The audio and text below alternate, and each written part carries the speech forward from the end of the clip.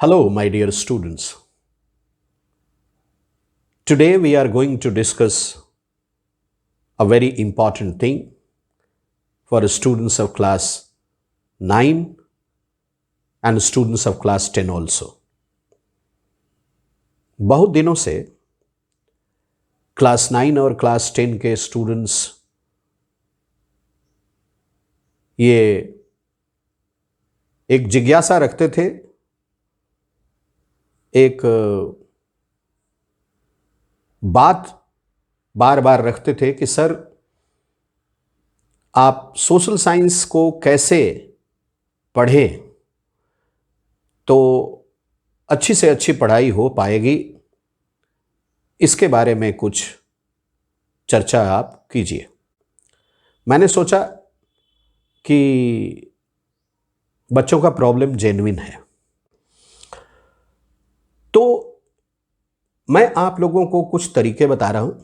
अगर आप इनको फॉलो करते हैं और सिर्फ एक वीक इनको फॉलो करके देखिए, एक चैप्टर के लिए इनको फॉलो करके देखिए, I promise you will improve. तो शुरू करते हैं। सबसे पहली बात, first of all, very first suggestion, you must refer only and only NCERT book. NCERT के लेटेस्ट एडिशन की बुक्स, दो चीजों पे ध्यान देना है। आपकी टेक्स्ट बुक एनसीईआरटी की है और उसका लेटेस्ट एडिशन आपको पढ़ना है, क्योंकि लेटेस्ट एडिशन में कई चीजें प्रीवियस एडिशन से चेंज हो गई रहती हैं। कई चीजें चेंज हो जाती हैं, आप अगर ध्यान देंगे तो आप खुद भी पकड़ लेंगे, ठीक है। और एनसीईआरटी की जो टेक्स्ट बुक आप रेफर करते हैं उसमें कोने कोने में सोर्सेस के रूप में, टिप्स के रूप में, ग्लोसरी के रूप में या किसी स्टोरी के रूप में कुछ भी दिया गया है, उन पे आपको ज्यादा फोकस करना है। इन चीजों का ऑब्जेक्टिव होता है आपको मेन चैप्टर को समझने में सपोर्ट करना। इन चीजों में जो भी सवाल आपके मन में आते हैं, जो भी क्वेश्चंस आपके मन में आते हैं, you must face those questions, you must learn these things, and if you have any doubt you may ask your teacher, and you should feel free to ask your teacher. दूसरा मैं point जो रखना चाहता हूं वो ये है कि read the chapter thoroughly before it is taught by your school teacher. मान लो आपके school teacher Nazism and the rise of Hitler पढ़ाना शुरू करने वाले हैं, तो ये मंडे को शुरू होगा।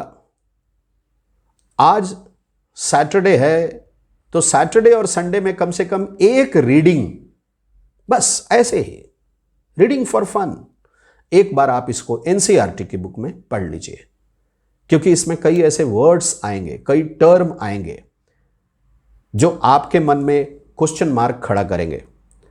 और जब आपके टीचर स्कूल में आपको ये चैप्टर पढ़ाएंगे, इनके टॉपिक्स पढ़ाएंगे, तो जब भी वो बातें आएंगी you will be able to ask. And when you have the ability to ask, it means you have studied something. जो पढ़ेगा डाउट उसी के मन में आएगा, जो पढ़ेगा ही नहीं उसके मन में डाउट भी नहीं आएगा, ठीक है। तो दूसरा पॉइंट क्या रहा हमारा? Read the chapter thoroughly before it is taught by the school teacher, ठीक है। पहला पॉइंट क्या था हमारा? NCERT text book latest edition. दूसरा, thorough study of the chapter, thorough reading of the chapter, we can say, before the chapter is taught by your teacher in your school. Third point, read the chapter thoroughly for the second time and highlight key facts after the school teacher has discussed. जब school में आपके teacher इस chapter को discuss कर ले, एक दिन में पूरा चैप्टर तो डिस्कस होगा नहीं, एक टॉपिक या दो टॉपिक डिस्कस होंगे। जो भी टॉपिक स्कूल में डिस्कस हुआ उसको घर आकर के एक बार, सिर्फ एक बार उसको पढ़िए और पढ़ते समय उसमें जो भी आपको फैक्ट्स नजर आएंगे, जैसे आप पढ़ना शुरू करेंगे आपको अपना क्लासरूम याद आने लगेगा और आपके टीचर याद आने लगेंगे, और जिन चीजों को उन्होंने अच्छे से डिस्कस किया था, जो भी उसके बारे में किया था, जो आपको बेसिक फैक्ट्स नजर आएंगे उनको हाईलाइट कर लो, ये जरूरी है। ये था तीसरा पॉइंट। अब आते हैं हम लोग चौथे पॉइंट पे, revise by helping classmates. My dear children, आपका वैसे तो सबसे अच्छा दोस्त, जब मुझसे मेरे स्टूडेंट्स पूछते हैं सर आपका सबसे अच्छा दोस्त कौन है, तो मैं उनको अक्सर एक बात कहता हूं कि आप का यह कहना है कि मेरा सबसे अच्छा दोस्त कौन है, तो मैं आपसे कहता हूं कि जो आपका सबसे अच्छा दोस्त है वही मेरा भी सबसे अच्छा दोस्त है। तो हम लोग बात कर रहे थे फोर्थ पॉइंट के बारे में। फोर्थ पॉइंट आपका यह है कि revise by helping your classmates. मैं इस पॉइंट के बारे में आप लोगों से एक बात कहना चाहूंगा। अगर आप लिख करके रिवाइज करते हैं तो यह बहुत अच्छी बात है। अगर आप बोल करके रिवाइज करते हैं तो यह उतनी अच्छी बात नहीं है, लेकिन आप इसको अच्छी बात बना सकते हैं। कैसे? ऐसे कि आपका जो भी फ्रेंड, क्लासमेट, किसी दूसरे सेक्शन का भी हो सकता है, मैंने क्लासमेट कहा है, सेक्शन मेट नहीं, तो उसको आप सपोर्ट कर सकते हैं। कोई टॉपिक जो उसको समझ में नहीं आया हो और आपको आया हो, आप उस टॉपिक को उसको एक्सप्लेन कीजिए। यह मत सोचिए कि आपसे वो आगे निकल जाएगा। सोचना यह है कि जब आप उसे बताएंगे, उसके साथ डिस्कस करेंगे, तो आपके मन का हेजिटेशन जाएगा। दूसरी बात जो होगी कि आपके दोस्त के लिए वो सीखना होगा। That will be a learning for your friend, but that will be a revision for your self. आपके लिए यह रिविजन होगा। एक और बात बता दूं, अगर आपका कोई भी क्लासमेट इस तरह का डिस्कशन आपसे नहीं चाहता है या वो विलिंगनेस नहीं रखता है, तो आप अपने बेस्ट फ्रेंड को ढूंढिए। मेरे स्टूडेंट्स मुझसे पूछते हैं सर आपका बेस्ट फ्रेंड कौन है? मैं उनसे अक्सर कहता हूं मेरा बेस्ट फ्रेंड मेरे घर में मेरे मिरर के सामने होता है। फिर वो पूछते हैं कैसे सर? मैं बोलता हूं कि जब मैं मिरर के सामने खड़ा होता हूं तो जो मैं बोलता हूं सामने से मेरा दोस्त भी वही बोलता है। जब मैं हाथ उठाता हूं तो वो भी उठाता है। जब मैं उसको नमस्ते करता हूं तो वो भी मुझे नमस्ते करता है। इतना ईमानदार दोस्त कहीं नहीं मिलेगा। मेरे कहने का मतलब यह है कि आप अपने आप को सबसे बड़ा दोस्त मानिए और हमेशा अपने दोस्त को चैलेंज कीजिए। Means challenge your self, challenge your performance. जब कोई नहीं मिलता है तो आप अपनी मदर के साथ बैठिए, अपने फादर के साथ बैठिए, ब्रदर सिस्टर के साथ बैठिए। ये भी नहीं मिले तो मिरर के सामने बैठिए और जो भी आपने सीखा है आप अपने सामने वाले दोस्त को वो चीजें, चाहे फिजिक्स हो, केमिस्ट्री हो, मैथ्स हो, बायोलॉजी हो, कोई सब्जेक्ट हो, उसको पढ़ा डालिए। उसको जब आप पढ़ा देंगे तो आपके दोस्त के लिए वो पढ़ना होगा, सीखना होगा, बट आपके लिए वो रिवीजन होगा। और जितना ज्यादा आप उसको पढ़ाएंगे आपका कॉन्फिडेंस लेवल उतना ज्यादा अच्छा होगा। लेकिन मजा आपको तब आएगा जब आप अपने रियल क्लासमेट को सपोर्ट करेंगे, क्योंकि आपके चलते उसका भला होगा, आपका तो रिवीजन हो ही रहा है, आपका कॉन्फिडेंस बढ़ेगा, उसका कॉन्फिडेंस मजबूत होगा। Both way it is beneficial and moreover your friend will be thankful to you. I hope you got my point. तो 4 बातें हो गई, अब 5वीं बात पे आते हैं, 5th स्टेप पे। Practice with the previous year papers and other CBSE board model questions by adhering to the word limit. Class 10 में अगर आप हैं तो प्रीवियस ईयर बोर्ड एग्जाम्स के पेपर्स चैप्टर्स जैसे जैसे खत्म हो रहे हैं, उन चैप्टर से पिछले 10 साल में क्या क्या क्वेश्चन पूछे गए हैं उनको आप आंसर लिखिए और प्रैक्टिस कीजिए। 1 mark question 30 words, 3 mark questions 80 words, 5 mark questions 120 words, ये वर्ड लिमिट है। और वर्ड लिमिट काउंट करते समय prepositions, articles, determiners, sentence connectors, helping verbs, इनको वर्ड के रूप में काउंट नहीं किया जाता है। आपका वर्ड लिमिट अगर 10-20 वर्ड्स ऊपर भी चला जाता है या 10-20 वर्ड्स नीचे भी रह जाता है, बट जो क्वेश्चन में पूछा गया है आपका आंसर उसको सेटिस्फाई कर रहा है, तो need not worry about that word limit. चिंता करने की कोई बात नहीं, ठीक है। इस पॉइंट का आप लोग ध्यान रखेंगे। और जब आप ये प्रैक्टिस करते हैं आंसर लिखने का, प्रीवियस ईयर्स पेपर्स का, ठीक है, क्लास 9 के स्टूडेंट्स भी ऐसा कर सकते हैं। उनका होम स्कूल में एग्जाम्स होता है और प्रीवियस ईयर्स के पेपर्स उनको अपने स्कूल लाइब्रेरी से मिल जाएंगे या अपने सीनियर्स से मिल जाएंगे, उनसे ले लें और उनको प्रैक्टिस करें। और प्रैक्टिस करने के बाद आप ऑनेस्ट राइटिंग कीजिए।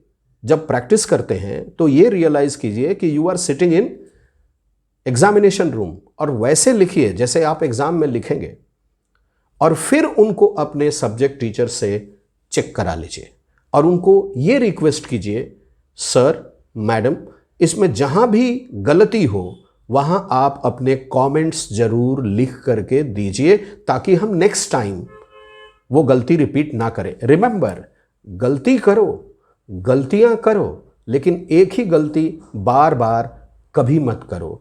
एक गलती किए, एक बार किए, 2 बार किए, फिर उसमें सुधार आ जाना चाहिए। एक ही चीज याद रखना, you have to be honest for yourself, for your goals, for your objectives, ठीक है। तो जो आप प्रैक्टिस करेंगे उनके आंसर्स, ठीक है, अपने टीचर से चेक करवाएंगे और उनसे फीडबैक भी लेंगे, उनसे कमेंट्स भी लेंगे कि गलती है तो क्या है, कहां सुधार करना है, क्या सुधार करना है, और उसको आगे से ख्याल रखेंगे। हमारा अगला पॉइंट है revise at regular intervals and not all in one go. अगर आप ये सोचते हैं कि एग्जाम से 10 दिन पहले आप सब रिवाइज कर लेंगे, पॉसिबल नहीं है। सबके लिए पॉसिबल नहीं है। कोई कोई कर लेता होगा बट सबके लिए पॉसिबल नहीं है, और जो लोग कर लेते होंगे वो भी अच्छे से नहीं कर पाते होंगे। इसलिए मेरा यहां आपको सजेशन ये है कि रेगुलर इंटरवल पर एक प्लान बना लीजिए। आपके स्कूल में हो सकता है मंडे को एग्जाम्स होते हो, वीकली टेस्ट होते हो, रिलीव्ड हो गए, ठीक है, आप ट्यूसडे रहने दीजिए। वेडनेसडे को आप एक रिवीजन शेड्यूल बना लीजिए। वेडनेसडे को इवनिंग में मुझे वीकली रिवीजन करना है, मतलब पूरे वीक में आपने किसी भी सब्जेक्ट में क्या क्या पढ़ा बस उसको एक ब्रशअप करना है पिछली चीजों को। इससे आपका काम बहुत अच्छे से होता चलेगा और बर्डन बढ़ेगा नहीं। तो कहने का मतलब क्या हुआ, हम लोगों ने टोटल पॉइंट्स जो डिस्कस किए हैं वो मैं आपके सामने एक बार फिर से रख देना चाहता हूं। हम लोगों ने टोटल 6 पॉइंट्स पे डिस्कशन किया है। हमारा पहला पॉइंट अगर आप नोट करना चाहें, follow NCERT latest edition textbook only. This is our first thing. Second thing is read the chapter thoroughly before it is taught by the school teacher. तीसरा हमारा स्टेप था कि read the chapter thoroughly for the second time and highlight the key facts after the school teacher has discussed in the school.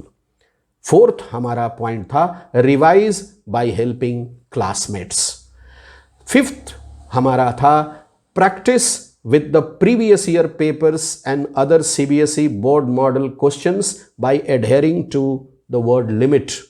For class 10 children, for class 9 children, you may refer your previous year question papers, and you can take it from your school library or your seniors. Get them checked by the teacher with comments and feedbacks. Last, revise at regular intervals. Revision is must.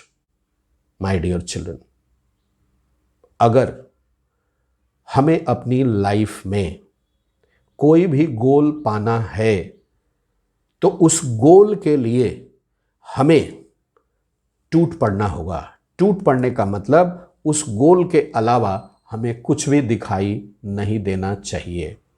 If you are honest for yourself, if you are religiously adhere to your timetable, your timetable must be objective, it should not be subjective।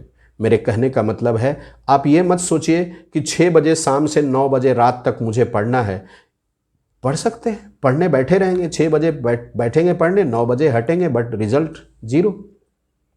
मेरे कहने का मतलब है time आप ऐसा बनाइए कि आज के डेट में इस सब्जेक्ट में ये वाला टॉपिक मुझे ख़त्म करना है। ये आपका टाइम टेबल है, चाहे 10 मिनट में हो जाए, चाहे वो 2 घंटे में हो, है ना। इस तरह से गोल सेट कीजिए कि पर डे, पर आवर, है ना, आपको डेट वाइज जाइए, आवर वाइज जाइए, ये आपका चॉइस है। अलग अलग लोगों का अलग अलग चॉइस हो सकता है।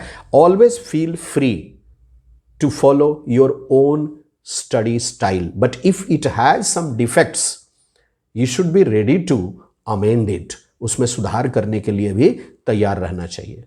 Hope all of you will take note of that। Thank you very much। Please do take care of your health and studies। Good luck। Thank you very much।